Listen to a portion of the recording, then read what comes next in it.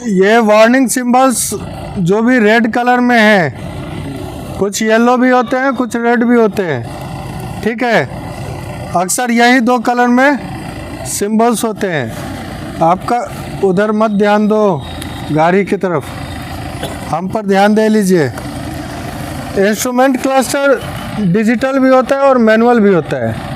नहीं, डिजिटल में कांटा रहता है और मैनुअल में आजकल देखते होंगे ना, खूंटी जिसको आप कहते हैं, तेल का खूंटी, एक होता है सेमी डिजिटल, ठीक है।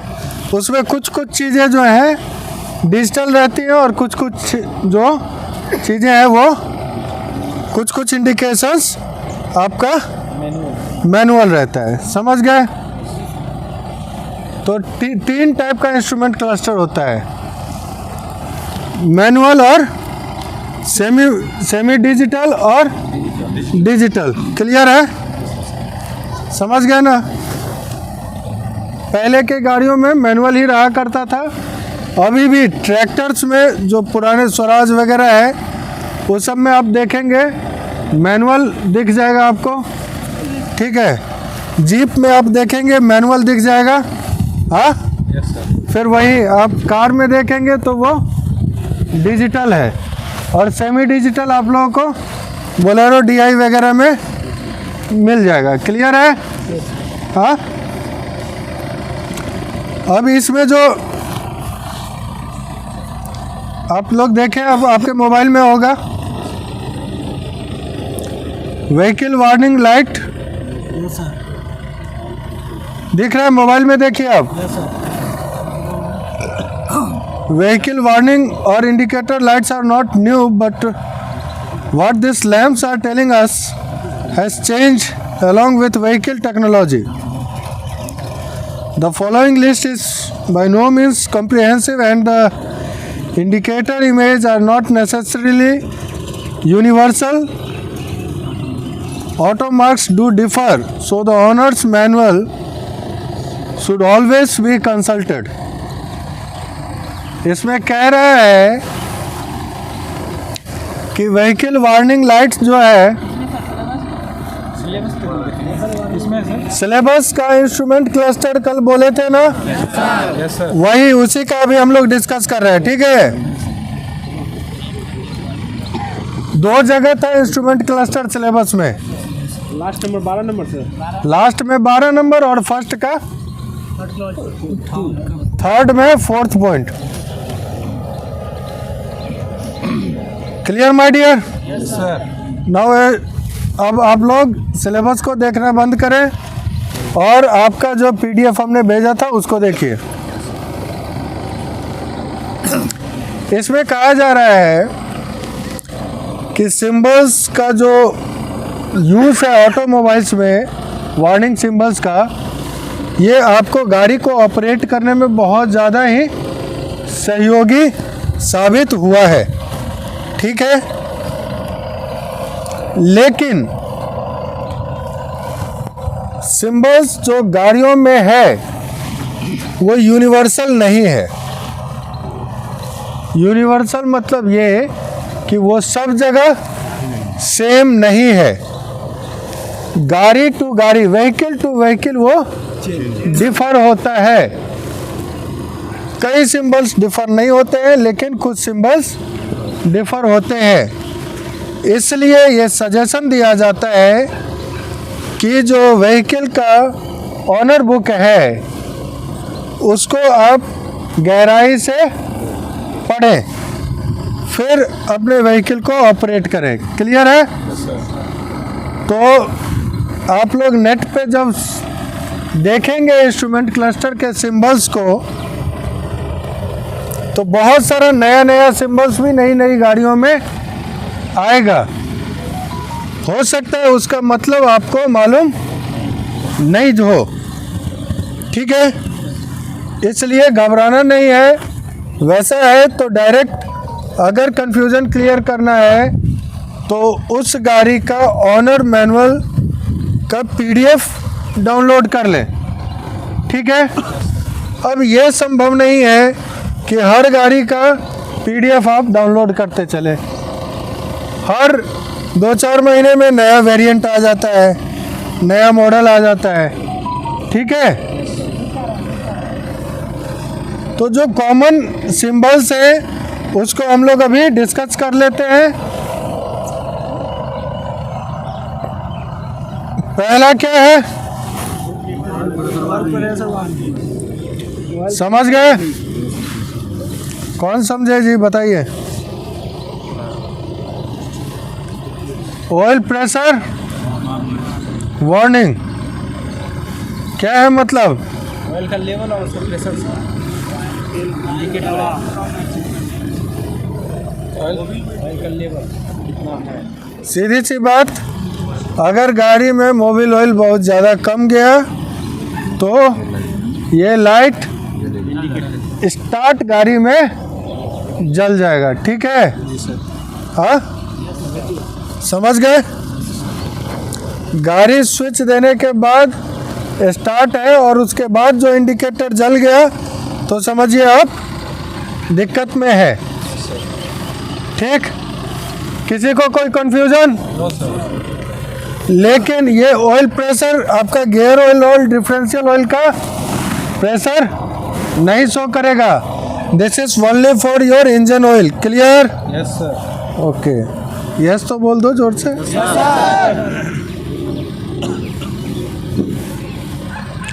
कूलेंट टेम्परेचर वार्निंग, इसका मतलब क्या है?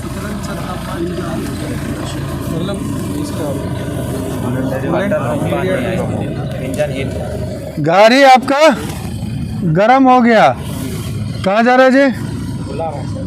कौन? आज दाढ़ी क्यों चिल्लाया?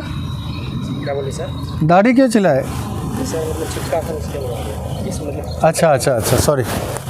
ऐसे स्मार्ट लग रहे थे दाढ़ी में, इसलिए हम। ठीक है, कोई दिक्कत नहीं ना विशेष?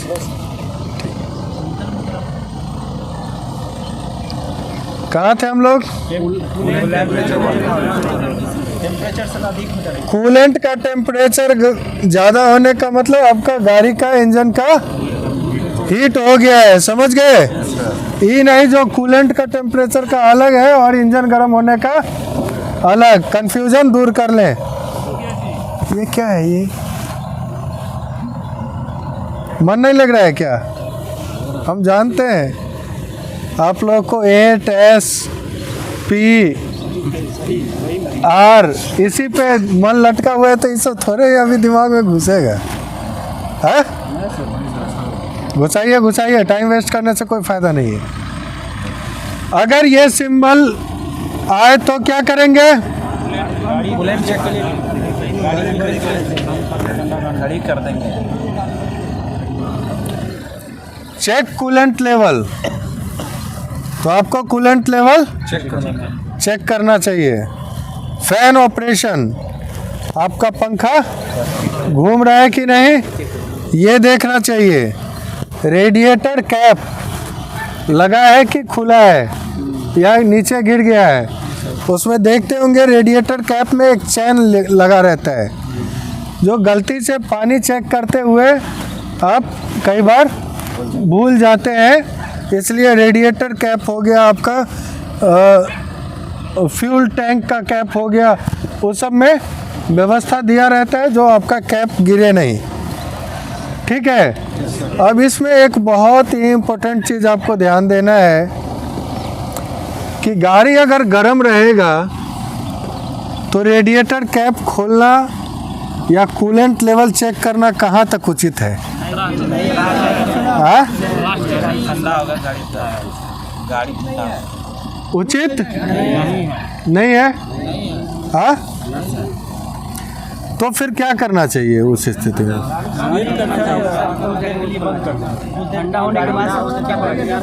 गाड़ी अगर ओवर हीट कर गया तो क्या करना चाहिए? तुरंत उसको सर कुछ देर के लिए चालू रख लेंगे, फिर पानी मारेंगे, जब तक हल्का ठंडा होगा उसके बाद इंजन को आइडल पोजीशन में डाल दीजिए, ठीक है, और कुछ देर नॉर्मल जो पानी है रेडिएटर में उसको थोड़ा मारिए, बोनट खोल के छोड़ दीजिए। गाड़ी जब थोड़ा नॉर्मल हो तब फिर बंद कीजिए, और गाड़ी जब पूरी तरह ठंडा हो जाए तभी जाके रेडिएटर कैप ओपन कीजिए। समझ गए माय डियर? हाँ,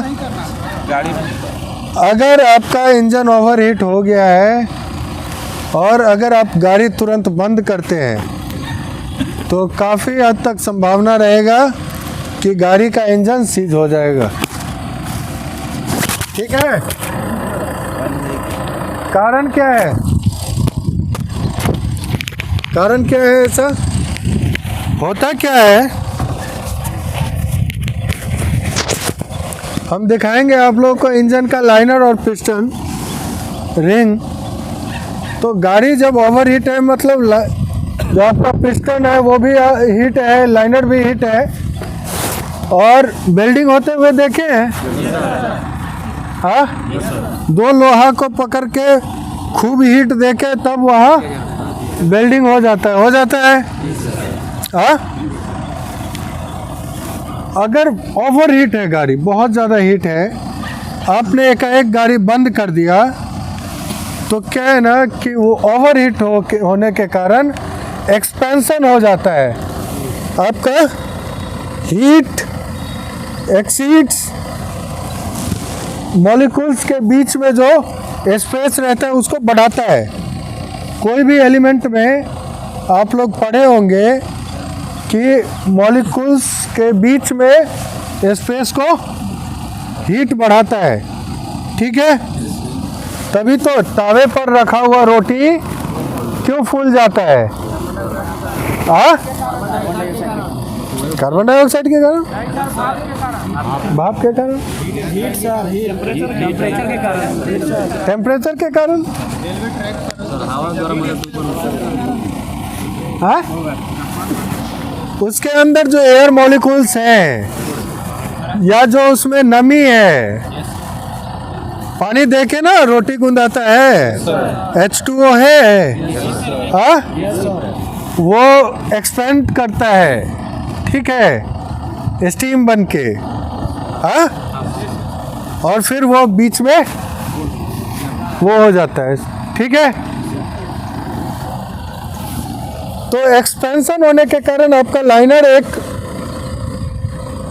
स्पेस है जिसमें फिट टू फिट आ रहा है पिस्टन रिंग के साथ, तो एक्सपेंशन हुआ, अब एकाएक वो जाम हो जाएगा, बेल्डिंग वाली स्थिति हो जाएगी, पकड़ लेगा।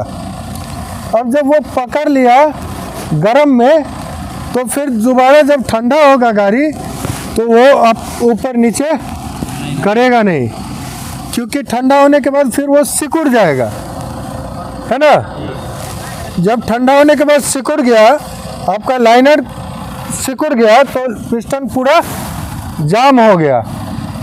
अब उस स्थिति में आप सेल्फ मारते रहिएगा, गाड़ी स्टार्ट नहीं लेगा, मतलब near about your engine is finished. Sir कभी कभी आग क्यों लग जाता है? आग क्यों लग जाता है? आग लगने का कई कारण है, हाँ, ये भी एक कारण है, हाँ, ओवर आग तो क्लियर है। अब ठंडा आइडल पोजीशन में आपने गाड़ी को डाल दिया, हीट था, मूवमेंट हो रहा था, ठीक है, और मूवमेंट के दौरान आपने उसको ठंडा करने का कोशिश किया, गाड़ी एक निश्चित लेवल पे ठंडा हुआ, अब आप बंद करेंगे तो बचने का संभावना है, खतरा तब भी है, ठीक है? इसलिए डेली बेसिस में कूलेंट लेवल चेक करना अति अनिवार्य है, समझ गए?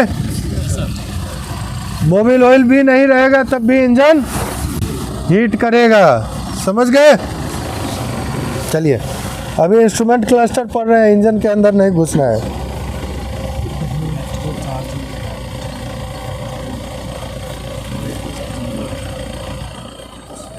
अच्छा, एक चीज़ बताइए, वो फैन जो लगा रहता है रेडिएटर के आगे या पीछे, पीछे लगा रहता है। हाँ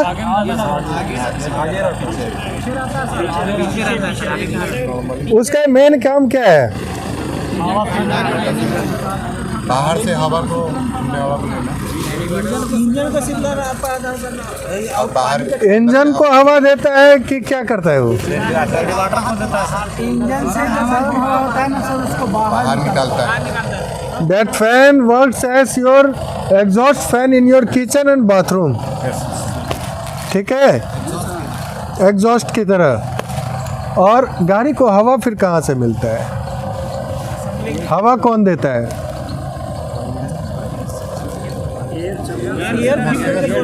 एयर हवा, ऐसे फ्रेश हवा।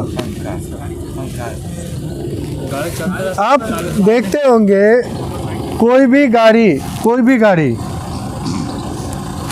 एक टेस्ला को छोड़ के, वो तो बैटरी वाला है। आप देखे होंगे जो आगे एक वेंटिलेशन लगा रहता है। हाँ, वो वेंटिलेशन देने का मकसद यही है कि जब आप गाड़ी को आगे की ओर भगाते हैं तो आपके इंजन को ठंडी ठंडी हवाएं मिलती रहती हैं। समझ गए? फैन का काम है इंजन के गर्म हवा को बाहर फेंकना, और वेंटिलेशन जो है दिया हुआ वो बाहर फेंकने के लिए भी और अंदर फ्रेश हवा आने के लिए भी दिया रहता है। इसीलिए डिजाइनर्स ये बेहद ध्यान रखते हैं कि गाड़ी का अगला पार्ट को ओपन रखें। क्लियर है? हाँ, सब में है, सभी गाड़ियों में है। पीछे जीप में देख लीजिए, बोलेरो में देख लीजिए, सभी में है। डीजल गाड़ी में, पेट्रोल गाड़ी में, सब गाड़ी। क्लियर है माय डियर? नेक्स्ट, समझ गए? बताने की जरूरत नहीं है। नेक्स्ट, चेक इंजन और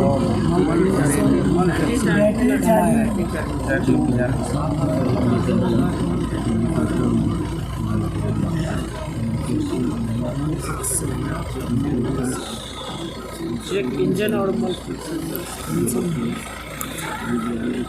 इसका मतलब क्या होता है?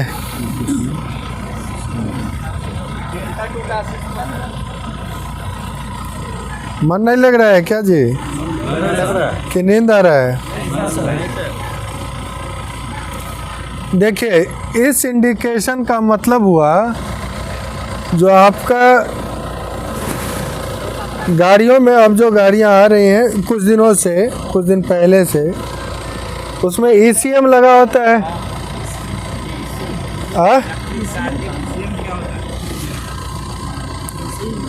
ECM को समझिए आपके गाड़ी का कंप्यूटर।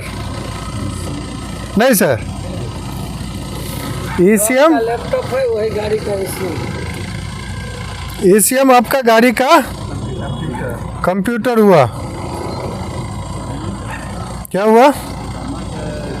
गाड़ी का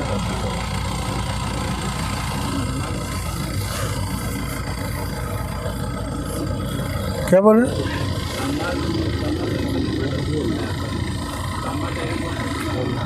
तांबा का radiator good conductor of heat.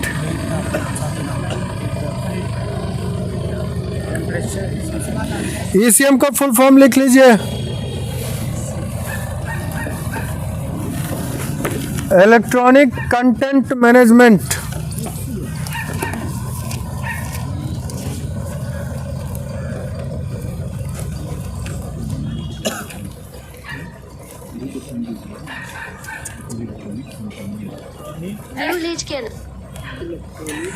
Content management, CONTENT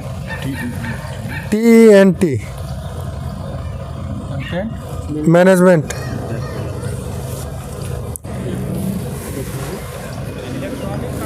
content management full form कहीं पूछ सकता है?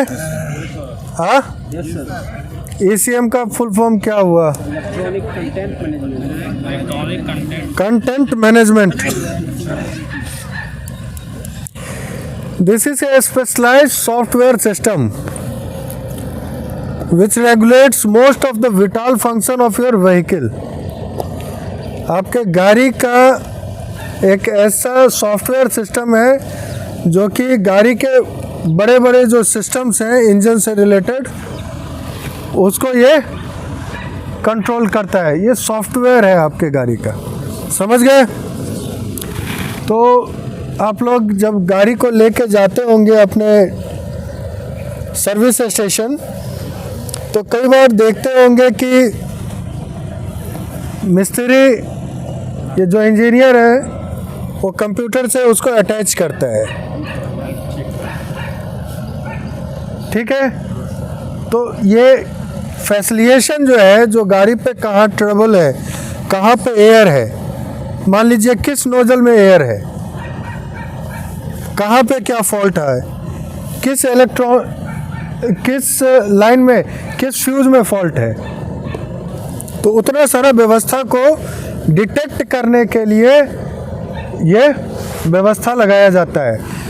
उन व्यवस्था में अगर किसी ढंग का दिक्कत हुआ तो फिर ये जो लाइट का इंडिकेटर आप देख रहे हैं वो जल जाएगा। मतलब आप अब गाड़ी को कंप्यूटर से कनेक्ट कीजिए, ठीक है? समझ गए? और उसको स्कैन करके पता कीजिए कि दिक्कत कहाँ है। समझ रहे हैं? दोबारा तो पढ़ना नहीं पड़ेगा ना।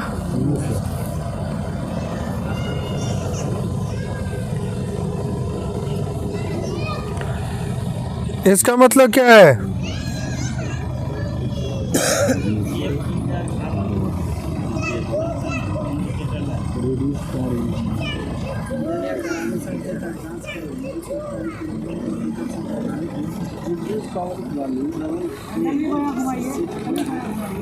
रिड्यूस्ड पावर वार्निंग,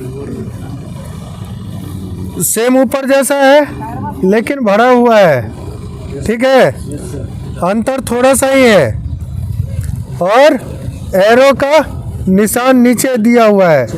एरो का निशान नीचे दिया हुआ है, इससे याद रख लीजिए रेड्यूस रेड्यूस रेड्यूस, कम। समझ गए? रेड्यूस्ड पावर वार्निंग, इसका मतलब यही है कि आपके इंजन में जो पावर मिल रहा है ईसीएम को वो पर्याप्त नहीं है, ठीक है? उसका अलग अलग लेवल होता है ईसीएम में, तो उस लेवल को चेक करने के लिए प्रोफेशनल जो उसी कंपनी का होगा सॉफ्टवेयर, उससे ही वो डिटेक्ट होगा। समझ गए? नेक्स्ट, ट्रांसमिशन ट्रांसमिशन टेम्परेचर, आपका गियर बॉक्स का टेम्परेचर अगर ज़्यादा हाई हो गया तो हाई होने का ज़्यादातर यही कारण होता है कि उसमें गियर ऑयल ना हो, ठीक है? समझ गए? इसका सिंबल देख लीजिए, गियर जैसा है ना, हाँ, चाबी जैसा, और चक्री है, ठीक? इससे याद रखेंगे ट्रांसमिशन टेम्परेचर इंडिकेटर।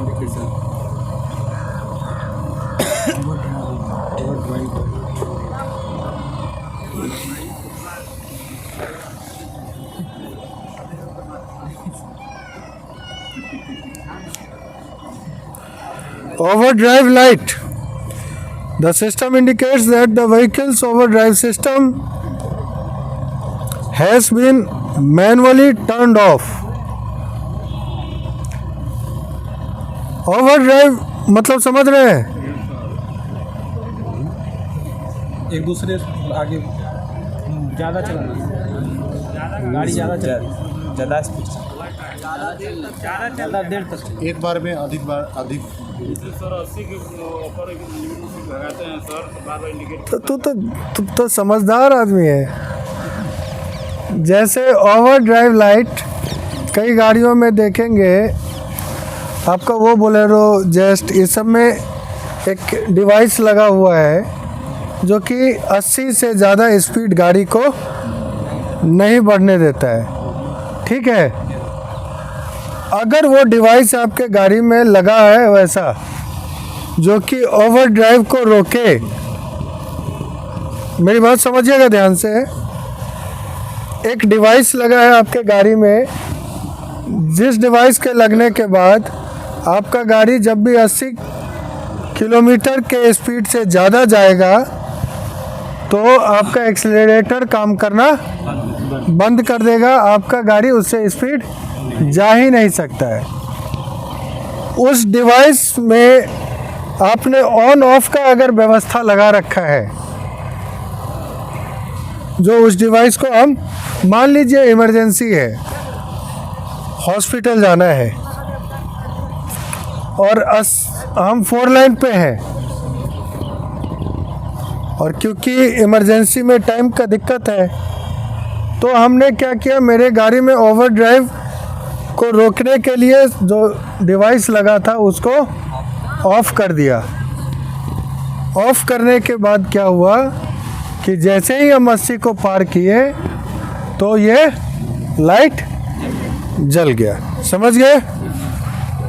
अब क्लियर हो गया ओवर ड्राइव लाइट? समझ में आ गया? बोलेरो का कितना रहता है ये स्पीड? 80 पे ओवर ड्राइव लगा देते हैं। फॉग लैंप तो ये हर एक गाड़ी में तो ऑन ऑफ स्विच करने का तो नहीं दिया है।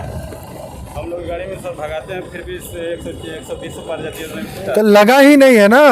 इंडिकेटर देता है 80 पे जब पार करेंगे ना, बार बार इंडिकेट करेगा 1-2 बार, उसके बाद गाड़ी भगाने लगेगा तो माइलेज घटने लगेगा। यही इंडिकेट करता है सही केवल।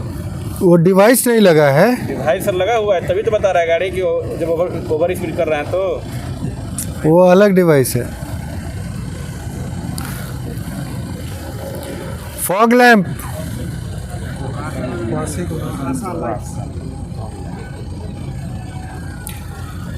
ये अगर लाइट जल रहा है सर पानी में इसका मतलब लाइट खराब है। फॉग लैंप, हाँ, फॉग लैंप खराब हो गया इसलिए ये जल रहा है। तो कुहासा में फॉग लैंप चालू है। अरे फॉग लैंप जला हुआ है इसलिए वो जल रहा है, ठीक है।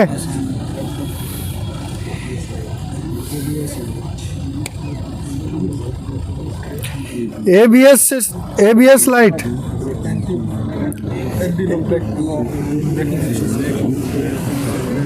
ये अगर जल गया तो इसका मतलब आपका एंटी लॉक ब्रेक जो है आपको कंप्यूटर से उसको वायरस को हटवाइए। समझ गए? अब आ जाते हैं दूसरे ओर।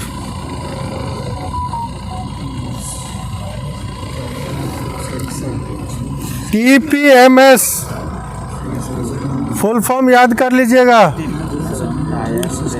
Tyre pressure monitoring. एक बार मेरे साथ बोल दीजिए, फुल फॉर्म।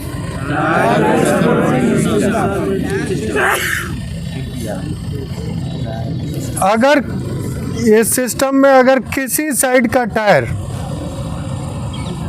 का हवा कम है तो वो इंडिकेट करेगा।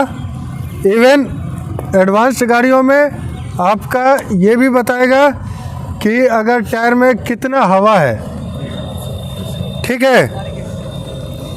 हवा आप डालते जाइए, अगर उसके पास मीटर नहीं भी है, ठीक है, चेक करने वाला, तब भी आपका गाड़ी बता देगा जो कितना हवा है, ठीक है।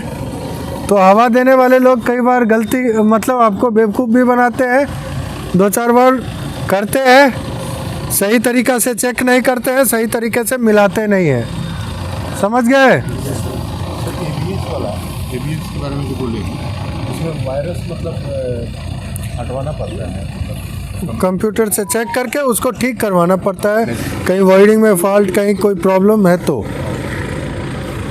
एयर बैग फॉल्ट क्लियर है। सर्विस व्हीकल सून, जैसे आपका एयर फिल्टर जाम हो गया, मोबिल ऑयल का स्थिति ठीक नहीं है, गाड़ी अगर आपका सर्विस मांग रहा है तो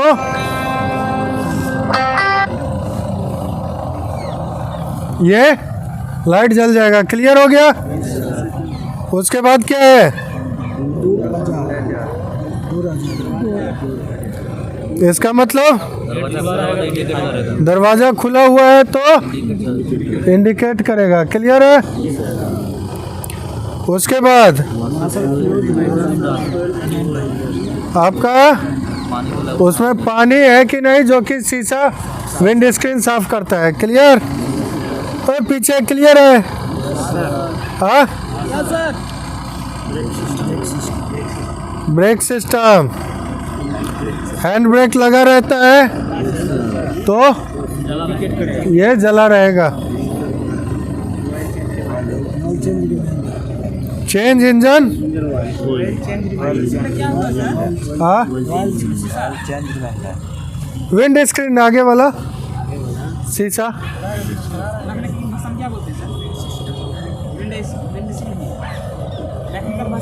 विंड स्क्रीन। विंड मतलब आंधी, स्क्रीन आंधी से रोकने के लिए एक स्क्रीन आपके सामने लगा दिया जाता है। समझ गए? हाँ, समझ गए। शीशा हटा दीजिए, गाड़ी चलाइए, कैसा लगेगा? ठीक है। आपका इंस्ट्रूमेंट क्लस्टर 100% क्लियर, 100%।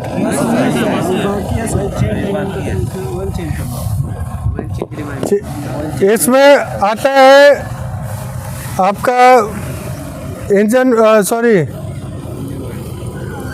फ्यूल में पानी, इसका भी इंडिकेशन होगा।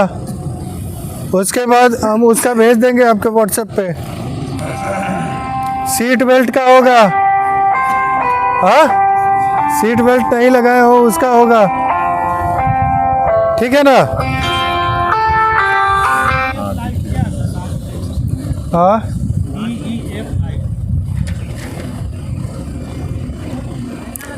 अब आप लोग को 100 क्वेश्चन दिया गया था। बचा हुआ है सर। अच्छा, इधर बचा है, जा देखवे नहीं किया, सॉरी, एक लाइन और है। पानी दीजिए थोड़ा। ऑयल चेंज के बाद बताइए।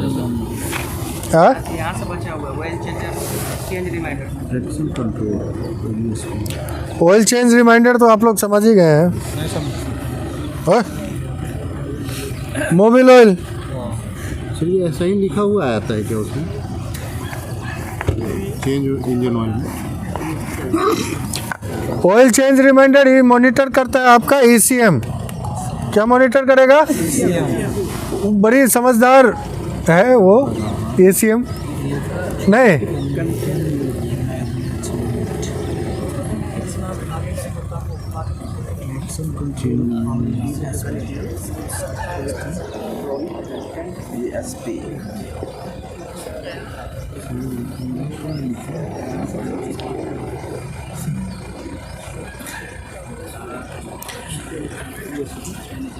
ट्रैक्शन कंट्रोल और ESP,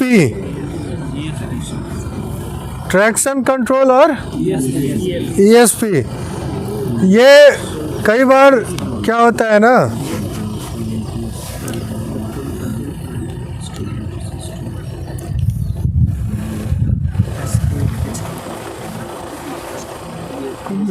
समझिए इस चीज़ को।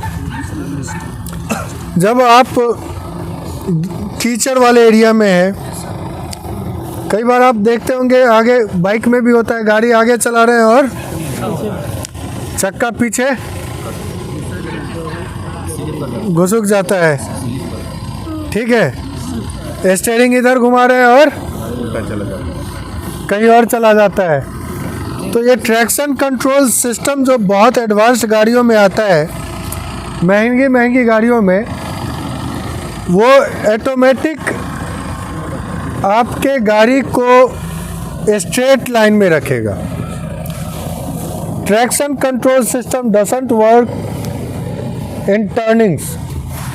टर्निंग वाले एरिया में ट्रैक्शन कंट्रोल काम नहीं करता है, लेकिन सीधा और स्लिपरी एरिया है, आपको सीधा जाना है और स्लिप कर रहा है, आपका उतना एडवांस्ड गाड़ी है और उसमें ट्रैक्शन कंट्रोल है, तो वो आपके गाड़ी को ऑटोमेटिक सीधा रखेगा। समझ गए? यही सिस्टम जब ऑन रहता है तो आपका ये इंडिकेटर जलेगा। क्लियर है? हाँ, जिस समय मान लीजिए आपको वैसा दिक्कत हो रहा है तो आप ऑन कीजिए। क्लियर हो गया माय डियर?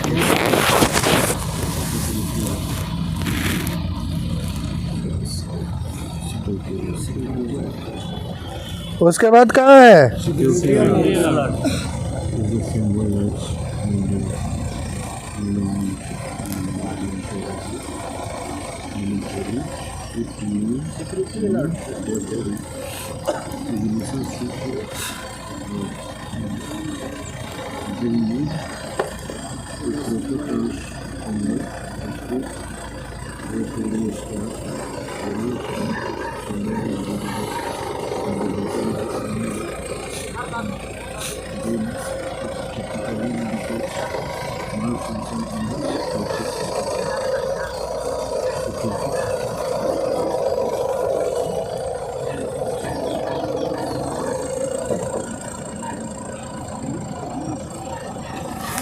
कई बार क्या होता है कि आपका गाड़ी जो है, गाड़ी का ECM, ठीक है, कई बार आप इलेक्ट्रॉनिक गाड़ियों में जिसमें ECM लगा है, ये सब एप्लीकेबल है उसी गाड़ी में ECM लगा है और आपने सेम वैसा ही चाबी से उसको खोलने का प्रयास किया, ठीक है, तो ये लाइट जलेगा, आपने उसके स्विच में दिया तो। कई बार ECM आपके चाबी को किसी फॉल्ट के कारण, किसी वायरस के कारण भूल जाता है। समझ गए? तो उसका ओरिजिनल चाबी डालने से भी ये दिक्कत आ सकता है। वैसी स्थिति में फिर वैसे ही स्कैन करके उसके माल फंक्शन को दूर किया जाता है और सॉफ्टवेयर को अपडेट करके आपके चाबी को पेयर किया जाता है। समझ गए? पेयरिंग, समझ गए? जब भी कोई ऐसा अटेम्प्ट होता है, आपके चाबी को आपका गाड़ी नहीं पहचान रहा है, ECM आपका सॉफ्टवेयर नहीं पहचान रहा है, तो ये लाइट जलेगा। हम समझ रहे हैं? हाफ ही आ रहा है आप लोगों को? गैस कैप,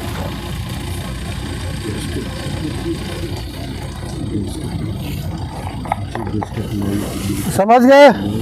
आपका जो टंकी है उसका ढक्कन ठीक से टाइट नहीं है या खुला हुआ है तो ये जलेगा। लैंप आउट, लाइट जलेगा नहीं। आपका हेडलाइट उड़ चुका है तो ये जल जाएगा। हेडलाइट उड़ गया, जला रहा नहीं पर भी जलेगा।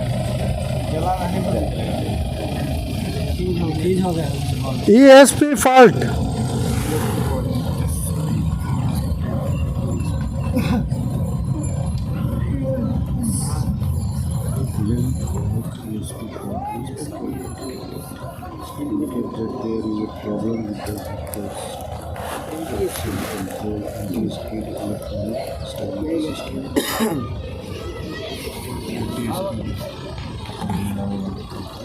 ESP का फुल फॉर्म क्या है देखिए तो?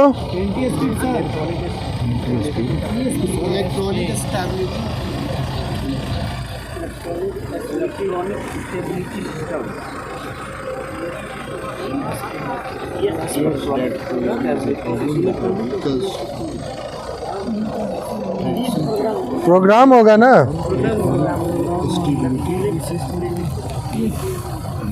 Electronic stability programme. तो लिख लीजिए, इसका फुल फॉर्म लिख लीजिए।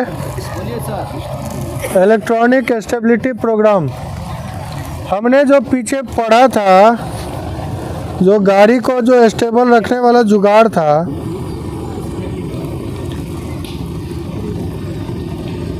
ट्रैक्शन कंट्रोल, वहीं पे ESP देखे थे ना, वहाँ भी ESP था लिखा हुआ, देख लो। गर्लफ्रेंड आई है, उधर देख रहा है।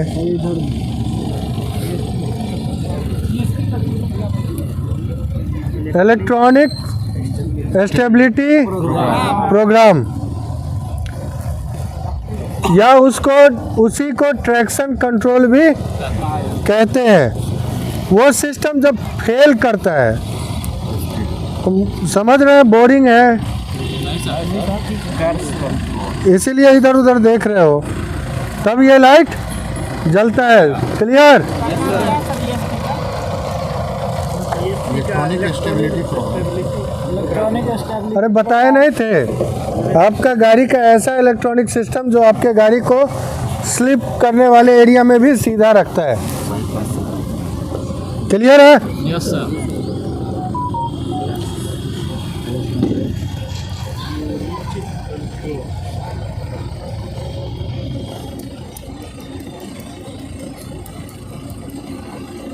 ये क्या हुआ जी? हाँ, क्रूज कंट्रोल। क्रूज कंट्रोल क्या हुआ? हाँ, क्रूज कंट्रोल जो होता है ना, ऑटोमेटिक मोड में आ जाता है। क्रूज कंट्रोल देखिए तो क्या है?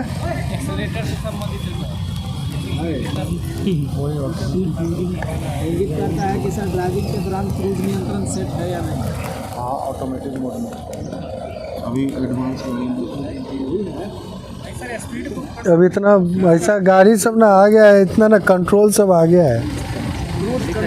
अब टेस्ला में बहुत सारा इंडिकेशन होगा, पता नहीं चलेगा जो क्या है। बिना ट्रैफिक वाली सड़क पर एक समान स्पीड पर चलाई जा सकती है। सड़क पर एक सामान्य स्पीड हाँ, पर वही। चलाई जा सकती है और ड्राइवर के बिना से पैडल से अपने पैर हटाकर बैठ सकते हैं। ऑटोमेटिक ओहो, ऑटोमेटिक वाला सेट करके दे दिया। सेट करके दे दिए। स्पीड लिमिट सेट हो जाता है, उसके बाद आराम लाइन में सर सेट करके छोड़ दी गाड़ी। अच्छा अच्छा अच्छा, ओह समझ गए समझ गए समझ गए। Thank you thank you thank you.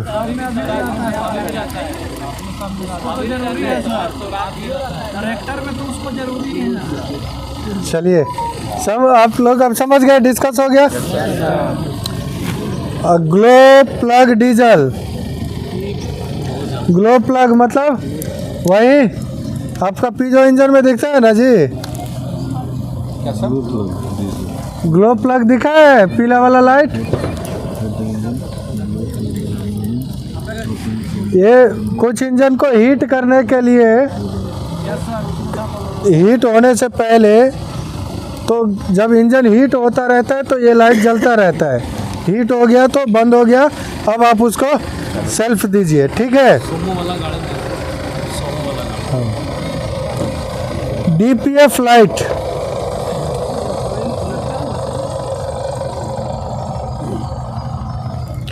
DPF light filter क्या है? DPF का फुल फॉर्म लिखिए भाई। DPF क्या है? Diesel particulate filter. इसका मतलब हुआ जो आपका जो डीजल फिल्टर है वो चौक हो गया है, और वो जब चौक हो जाता है तो ये लाइट जल जाता है। समझ गए? ये DEF लाइट क्या हुआ?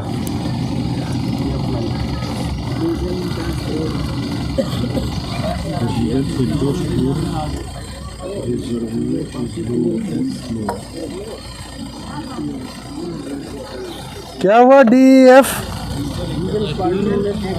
कम कहा था बता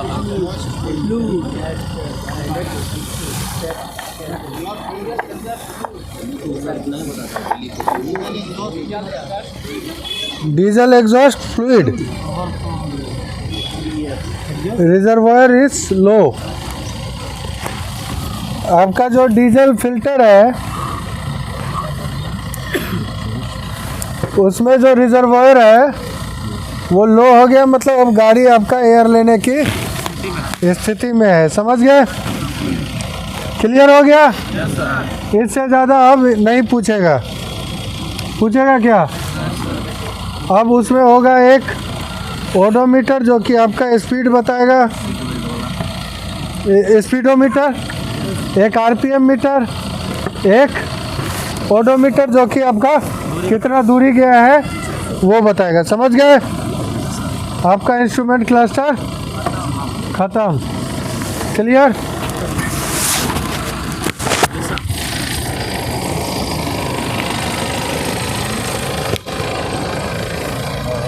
अब 100 क्वेश्चन जो था अपना लोगों का, उसमें से कितने लोगों ने